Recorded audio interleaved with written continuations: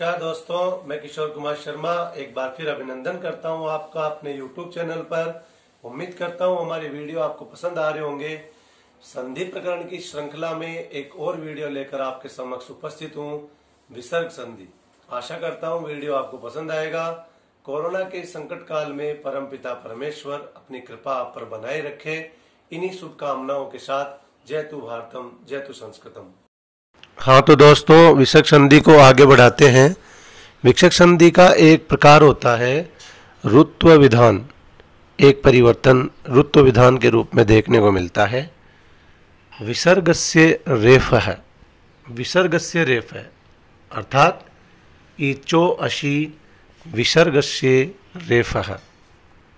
ईचः अर्थात ए या आ, इन दोनों स्वरों से रहते विसर्ग से अशी, विसर्ग से अशी अर्थात स्वर और मृदु व्यंजन के परे रहते।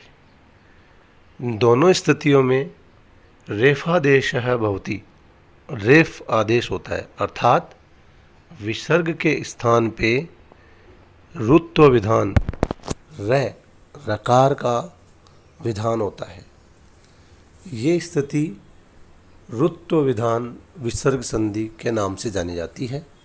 इसमें मुख्य बात यह है कि विसर्ग के स्थान पे रै का विकार उत्पन्न होता है। उदाहरण देखिए, विसर्ग से स्थाने रकार रै। प्रथम उदाहरण देखिए, मुनि धन इति।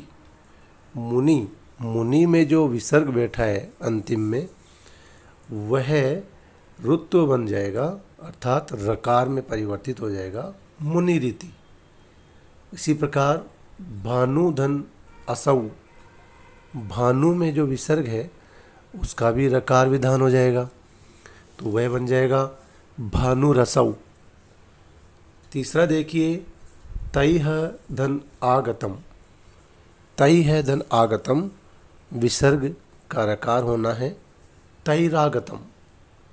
इसी प्रकार धेनु धन गच्छति, धेनुर्गच्छति। अंतिम देखिए, एतै भक्षितम, एतैर्भक्षितम बन जाएगा। इस प्रकार हम इसको देख सकते हैं। आगे जो एक और स्थिति देखिए कि अव्यय संबंधिनः ऋकारांत शब्द संबोधन संबंधिनश्च विसर्गस्य, अर्थात अकारात आकारात च परस्परम रेफादेशो भवति। अकारात और आकारात का आपस में रेफादेश हो जाता है, रकार का विकार उत्पन्न होता है। यहाँ रुत्व में जो रकार होता है उसके स्थान पे विसर्ग होना है। स्थिति क्या रहती है वो देखिए, उदाहरणों के माध्यम से समझते हैं।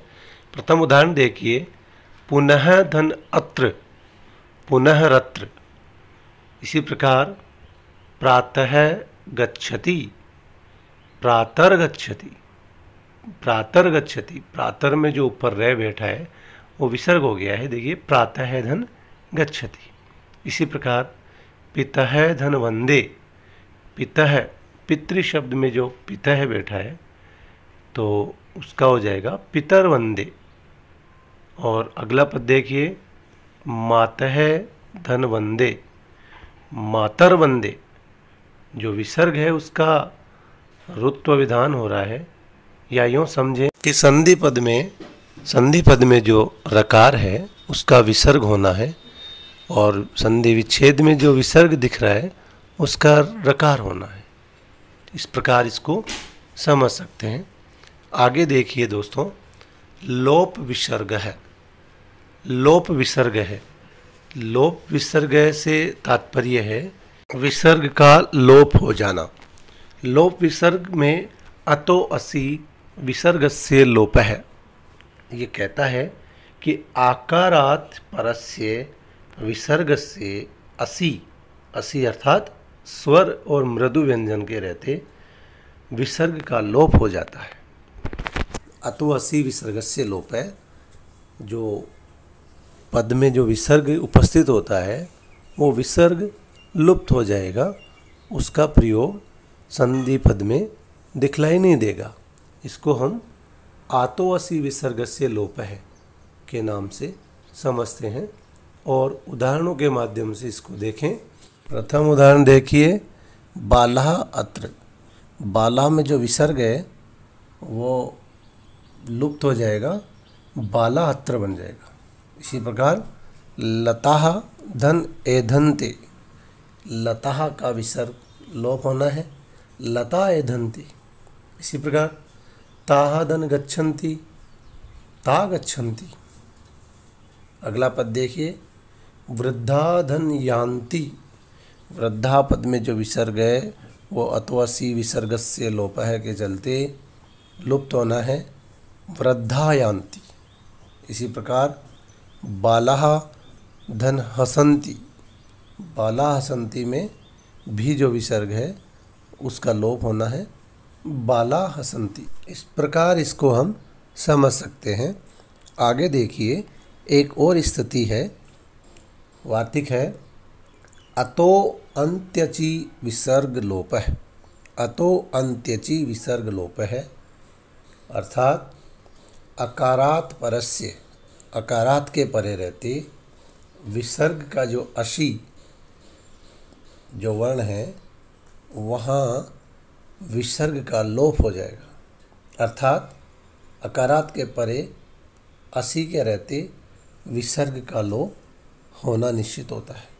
जैसे पद देखिए, रामः धन आगच्छति। रामः धन आगच्छति में रामः का विसर्ग का जो लोप हो जाएगा, राम आगच्छति। अगला कृष्णः धन एति। कृष्णः के विसर्ग का यहाँ लोप हो जाना है, कृष्ण एति बन जाएगा। इसी प्रकार बालः धन इच्छति। बालः इच्छति में बालः वाले विसर्ग का लोप होना है, पद बनेगा बाल इच्छति। इस प्रकार इसको आप समझ सकते हो कि अतो अन्त्यचि विसर्ग लोप है। अकारात परे रहते असी वर्णों के रहते विसर्ग का लोप हो जाता है। इस प्रकार इसको आप समझ सकते हैं और प्रतियोगी परीक्षा या बोर्ड परीक्षाओं में संबंधित उदाहरणों को आसानी से हल कर सकते हैं, चयन कर सकते हैं। आगे एक और देखिए वार्तिक, एतत्तदो सुलोपो अकोर्ण्य समासे हलि। एतत्तदो सुलोपो अकोर्ण्य समासे हलि अर्थात अककार्यो एतत्तदो, यह सु अर्थात स के स्थाने विसर्ग, विसर्ग से लोपः स्यात् हलि न तु नय समासे। अभिप्राय ये है कि एतद और तद इन दो शब्दों के विसर्ग या सकार वाला जो पद बैठा होता है उसका लोप हो जाएगा हल वर्णों के परे रहते। साथ में उत्तर पद का प्रथम वर्ण कोई हल प्रत्याहार का वर्ण होना चाहिए। लेकिन एतद और तद शब्द में ककार न हो और न ही वहाँ नया समास बैठा हुआ। यह स्थिति यहाँ विशेष ध्यान रखने की है कि एतद और तद शब्द में ककार और नया समास नहीं होना चाहिए। इसी स्थिति में जो पद का जो एतद और तद के साथ जो विसर्ग है उसका या जो सकार है उसका लोप होना निश्चित होता है। उदाहरणों के माध्यम से इसको देखें आप। पहला उदाहरण देखिए, एषः धन इच्छति। एषः धन इच्छति, एषः का जो विसर्ग है उसका लोप होना है, एष इच्छति।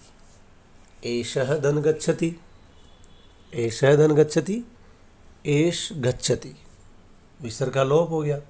सह धन आगच्छति, तो सह पद का जो विसर्ग है और आगे देखिए उसका लोप होना है। स आगच्छति, सहेधन तत्र, स तत्र। और इसी प्रकार अगला देखिए, एषः धन विष्णु, एष विष्णु, एष विष्णु। और सह धन शंभु, स का जो विसर्ग है उसका भी लोप होना निश्चित है। स शंभु। इस प्रकार एष इच्छति, एष गच्छति, स आगच्छति, स तत्र, एष विष्णु, स शंभु, ये सब लोप विसर्ग संधि के उदाहरण हैं और इन्हें आप आसानी से समझ सकते हैं और इनका संधि विच्छेद या संधि पद कर सकते हैं। आगे देखिए दोस्तों, इस विसर्ग संधि की एक प्रधान जो स्थिति है वो ये है, उसको समझते हैं। ढ्र लोपे पूर्वस्य दीर्घो अण्, ढ्र लोपे पूर्वस्य दीर्घो अण् अर्थात रेफस्य रेफे परे लोप स्यात्, रेफस्य रेफे परे अर्थात एक रे के ठीक बाद अगर दूसरा रे होगा, एक रे से ठीक बाद दूसरा रे का मतलब प्रथम पद का अंतिम वर्ण भी रे हो और उत्तर पद का पहला वर्ण भी रे हो, तो पहला जो रे है अर्थात पूर्व पद का अंतिम जो वर्ण जो रकार है उसका लोप हो जाएगा। और उसके बाद वहाँ जो कोई स्वर बचेगा, 3 स्वर बचेंगे वहाँ पे, या तो ए होगा या ई होगा या उ होगा। पहले पद के अंतिम वर्ण में भी रे और उत्तर पद के प्रथम वर्ण में भी रे, तो पहले रे का लोप हो जाएगा। और पहले रे का लोप होने के बाद वहाँ कोई स्वर बचेगा, स्वर या तो ए होगा या ई होगा या उ होगा, तो वो तीनों स्वर दीर्घ हो जाएंगे। ए आ हो जाएगा, ई हो जाएगा, उ हो जाएगा। समझे दोस्तों?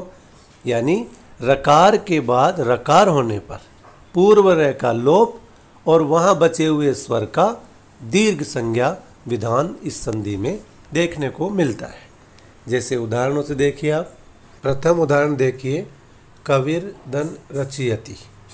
कविर पद में जो अंतिम वर्ण है रे और उसके ठीक बाद भी रे बैठा है, तो पूर्व रे का लोप हो जाएगा और वहाँ शेष बचे हुए स्वर का, वहाँ बचेगा स्वर ई, कवि में ई, वो दीर्घ हो जाएगा। कवि रचयति। देखिए आगे कवि के बड़ी मात्रा हो गई, दीर्घ हो गया। इसी प्रकार भानुर्धन राजते, भानुर्धन राजते, तो भानुर पद में रे है, वो लोप हो जाएगा उसका, क्योंकि उसके ठीक बाद भी रे बैठा है। और बचे हुए जो उ है, भानु में जो उ बचा, क्योंकि स्थिति क्या होनी चाहिए, ए ई और उ, तीनों स्वर वहाँ देखने को मिलेंगे और तीनों बड़े हो जाएंगे, दीर्घ हो जाएंगे। तो भानु राजते, भानु के बड़े उ हो गया। इसी प्रकार पुनर्धन रमते, पुनर का रे लोप हो जाएगा और न पुनः में जो ए बचा वो दीर्घ हो जाएगा। पुनः रमते, पुनः रमते। इसी प्रकार हरिर धन रम्य है, हरिर धन रम्य है। हरिर रम्य में हरिर का जो रे है, हरिर, वो रे लोप हो जाएगा और हरि में जो ई है वो दीर्घ होगा, हरि रम्य है। इसी प्रकार अंतिम उदाहरण देखिए, शंभुर धन राजते, शंभुर धन राजते, तो शंभुर का रे लोप हो जाएगा और शंभु में जो उ है वो दीर्घ हो जाएगा, बड़ा हो जाएगा, शंभु राजते। इस प्रकार और अन्य भी उदाहरण हो सकते हैं, जैसे गुरुर धन रुग्ण है, गुरुर, गुरुर में जो रे है वो लोप हो जाएगा तो बन जाएगा गुरु रुग्ण है। इस प्रकार आप इन उदाहरणों को समझ सकते हैं और ये विसर्ग संधि के शेष बची हुई परिस्थितियाँ और विकारों को देख सकते हैं और प्रतियोगी परीक्षाओं में या बोर्ड परीक्षाओं में आप इससे संबंधित उदाहरणों को सही कर सकते हैं। दोस्तों, उम्मीद करता हूँ हमारे वीडियो और ये विसर्ग संधि आपको समझ में आ रहे होंगे और संधि प्रकरण इसके साथ अब हमारा समाप्त होता है। जय तु भारतम, जय तु संस्कृतम, जय हिंद।